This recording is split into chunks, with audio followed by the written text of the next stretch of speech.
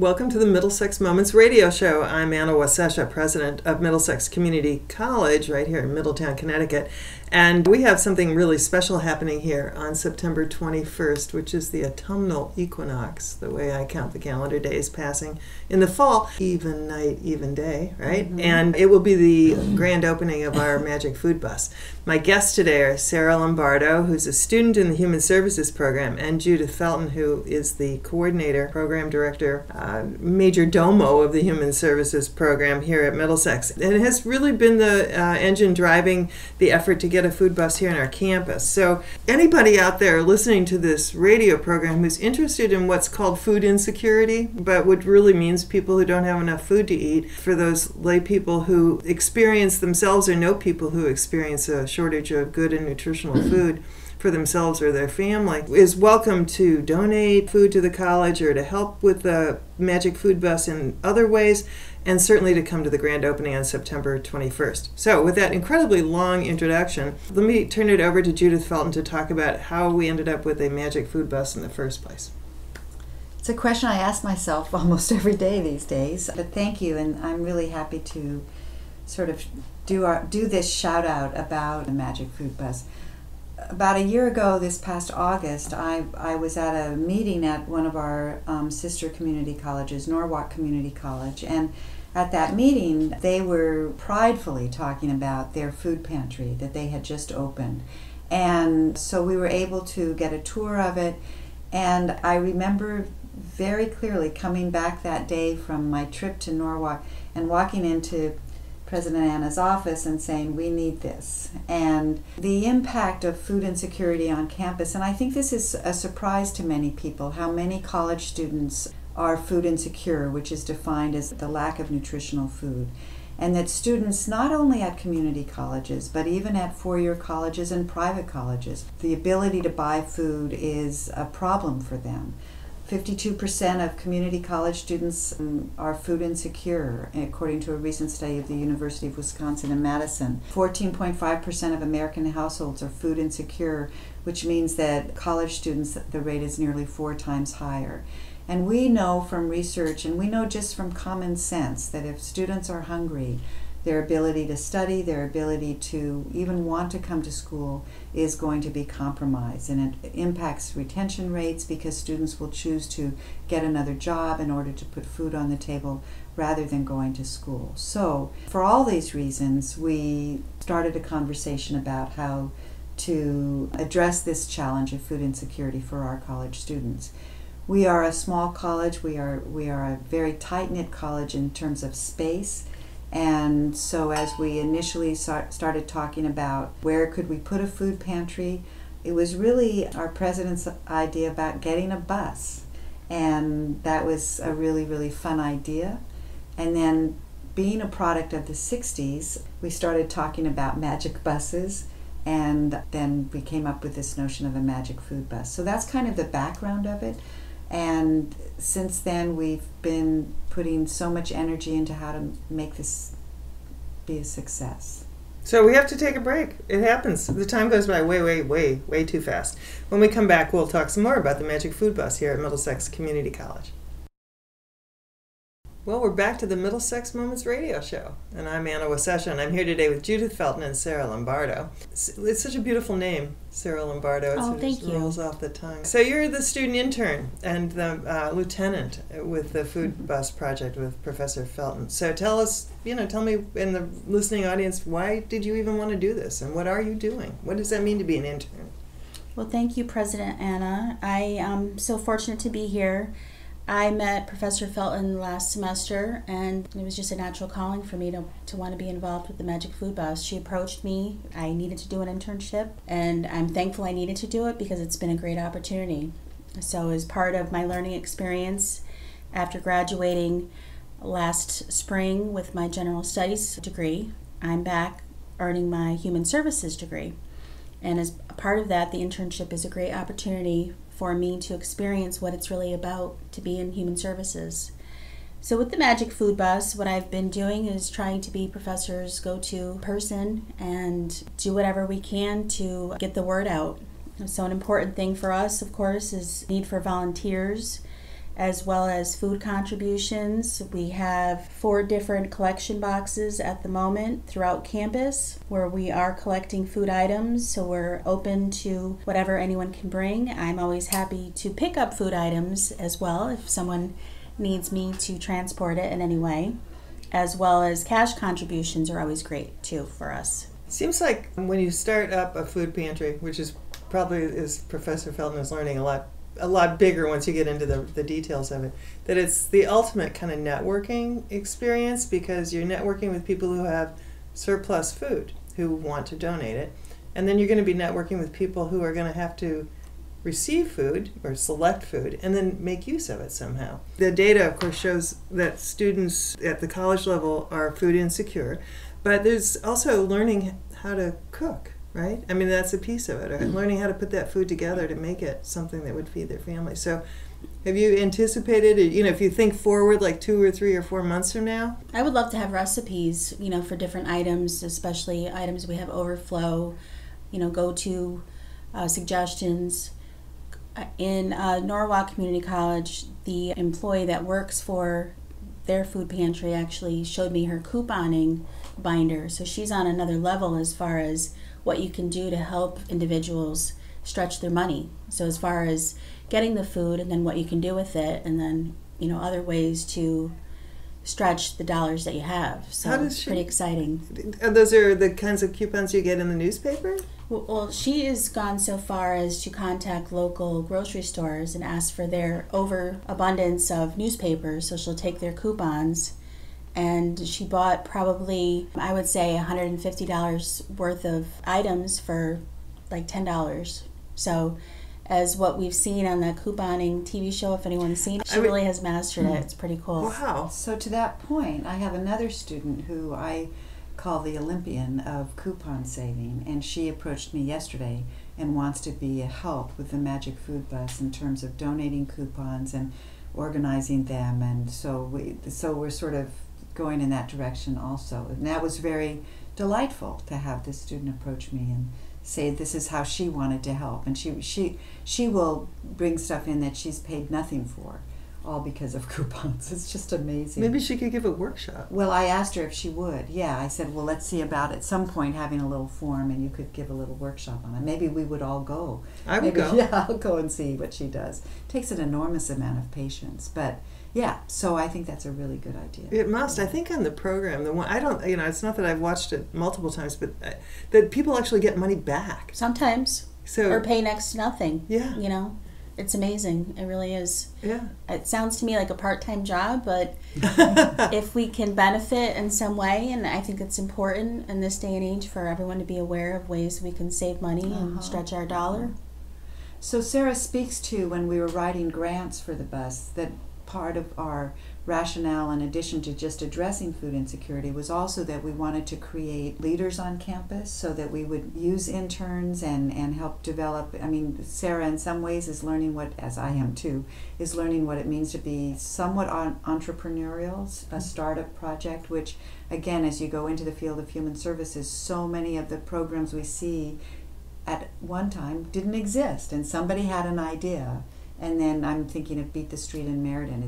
Somebody had an idea for young men after school and just started it. So we have an idea. We had an idea for how to address food insecurity. So I think not just me and Sarah, but other people who have been writing grants, Trent Wright, Cheryl DeMont Smith, we've all been working so hard to bring this idea to fruition. And it's been even things like spending a Saturday painting the outside of a bus, and I keep reminding myself this. I never in a million years thought I'd be on a DATCO bus lot looking to buy a bus. I'm a social worker. I never thought that this is where I would be. I never thought on a Saturday I'd be painting the outside of a bus. But it's been incredibly meaningful.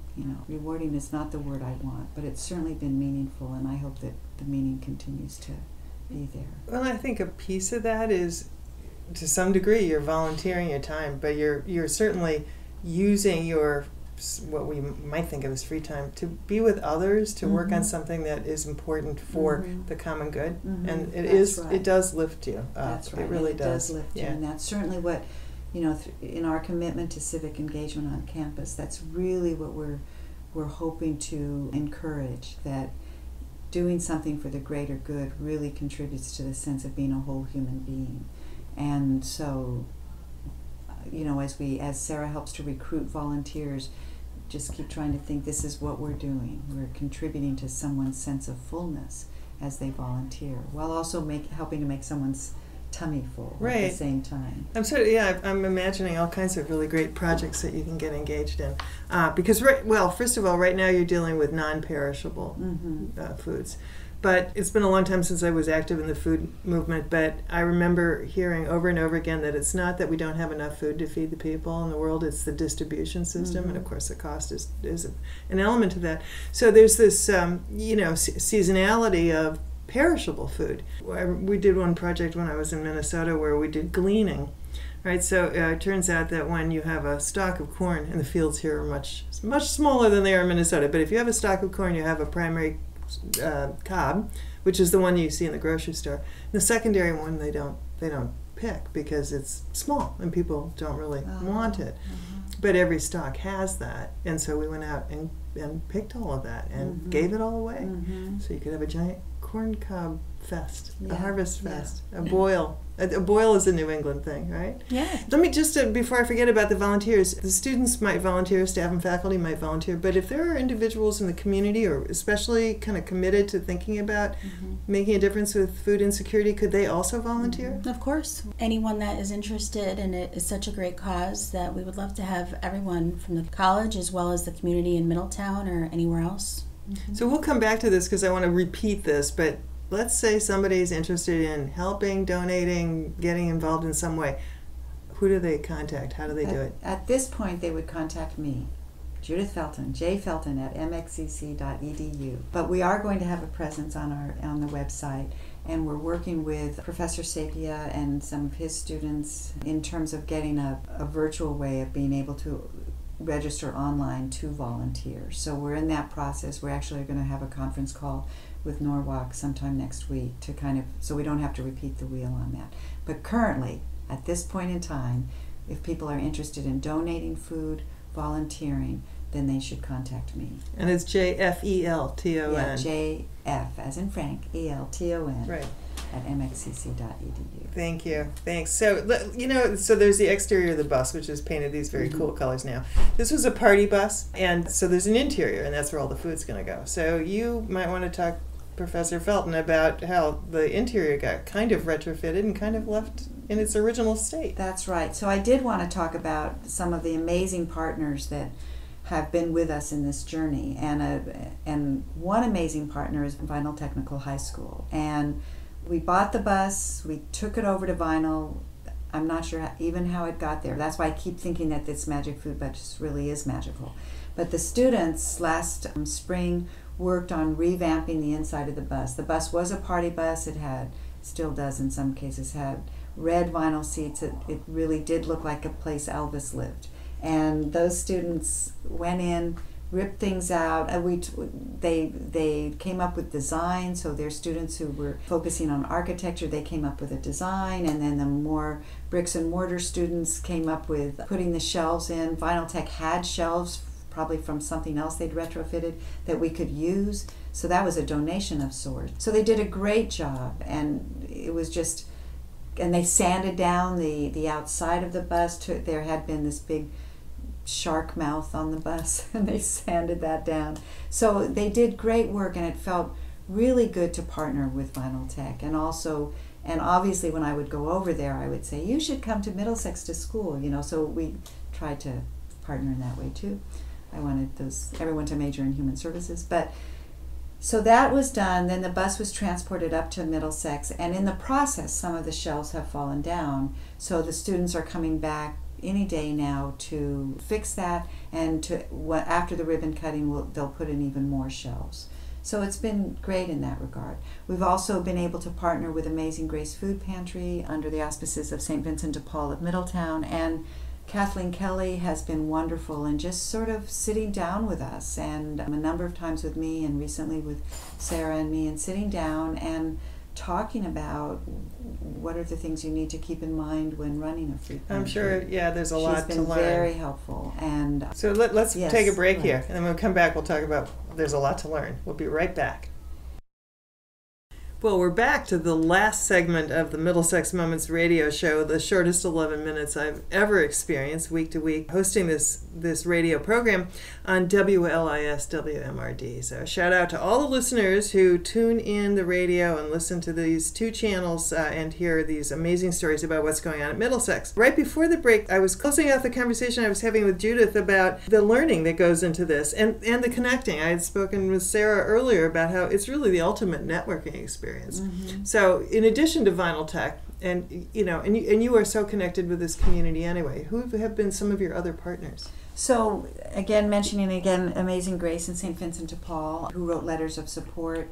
I also have to say that United Way has been supportive in terms of helping to tell other people the story and wanting to hear all about it. I think we'll end up getting some volunteers from there.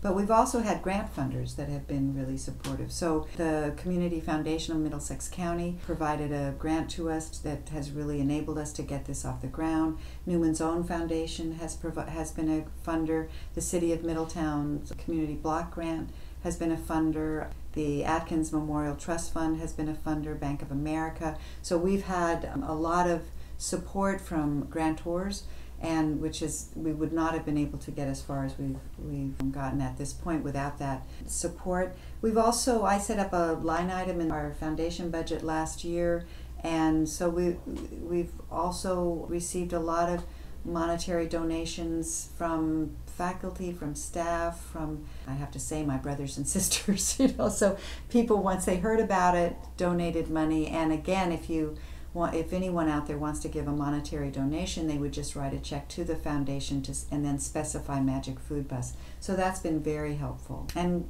we're grateful. The Rotary Club, I think it was some Saturday in April, I got a phone call from someone from the Rotary Club, and they had boxes and boxes of really healthy organic macaroni and cheese that they wanted to donate. And that was just out of the blue. Someone had told them about the Magic Food Bus. They got my phone number, and that was really a delightful phone call. So word is getting out. We also had the Sweet Potato Society last spring that did an event here on campus, and the donation was toward the Magic Food Bus, and that was just something that was a surprise. People heard about it and said, I'd like to do this. So we've been lucky in that regard. Right. It's a wonderful catalyst for people who need help and can get it, and then people who can give help. And it also shows, Sarah was just mentioning on the break that this is our 50th anniversary year. It also shows in this year of celebration how much people in our community care about Middlesex Community College and how much they care about our students. And again, that is just enormously significant and rewarding. So in order to, and I want to bring Sarah back into the conversation, in order to keep a sort of constant stream of food coming to the food bus, you're going to run some drives. We are definitely looking to do some food drives. We are talking about making it competitive amongst different clubs on campus and making it fun.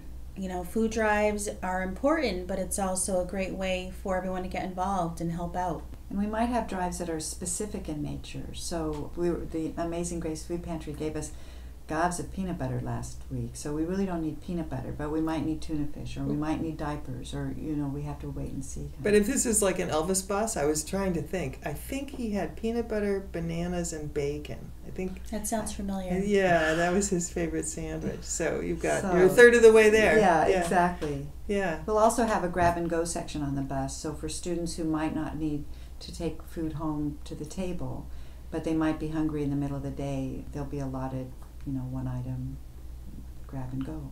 So we might have drives that are specific to that. For snacks, definitely. Yeah. Well, I think the 50th anniversary is a really good time to kind of sit back and reflect a bit on how things have changed over 50 years and then think about the next 50. And to me, one of the important things is people recognize now that students aren't just empty vessels into whose brains professors like Professor Felton just dump a huge amount of information, and that's that's all that we're involved in doing is just transmitting information.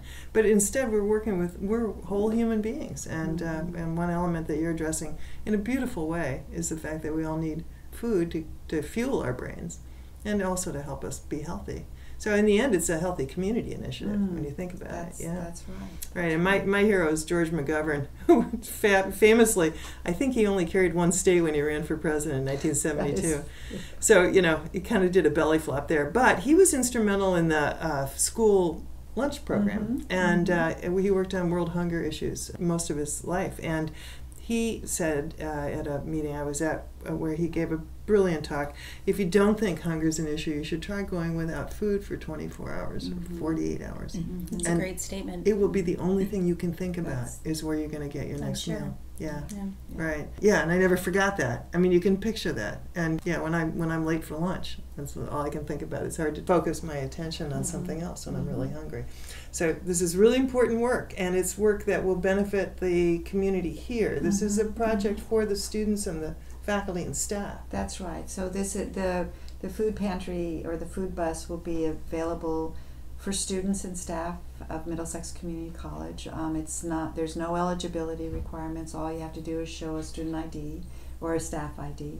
And again, our tagline is run by and for students. So we'll also be using students as volunteers and interns, as we see here with our great intern Sarah. And so that is what we're trying to do, is to create a healthy environment for people who live and work here, students and faculty and staff. This is our family here, and so we're feeding one another. I think we should have a whole course on food. I do. There's certainly food policy. There's waste, the tremendous waste that we have in this country. Certainly there's the issue of the industrial farming system and all the pesticides and herbicides that are part of the food and that we don't really know, the impact on the human body in the long run. There's how to grow food yourself, how to buy locally, which the dollar when you circulate it in the community is a much more powerful and economic investment than money that goes out of the communities. There's certainly the business that can be made from restaurants and in catering, and then there's food preservation. So when you pick up all those cobs of corn in late October or whatever, and you can't use them all, you can freeze them and dry them and can them. And to that point, when we were dreaming about all of this, and granted this is a pilot semester, by December we'll know what's working, what's not working, what we need to do differently. But eventually I was hoping to also partner with our environmental scientist, Dr. Christine Witkowski, and her environmental science students, where we could offer workshops on sustainability and food preservation and all those issues of food. I know in my Intro to Human Services classes, I show that movie, Food, Inc., which is really a very powerful movie. And food security is a human service issue. If people are hungry, we might as well forget therapy. So it's really meeting that basic need first. And so that's why I thought it was a good internship for human services, trying to close that statement there. And at the end of the semester, I hope we'll get together again, because before the holidays is an important time to collect food.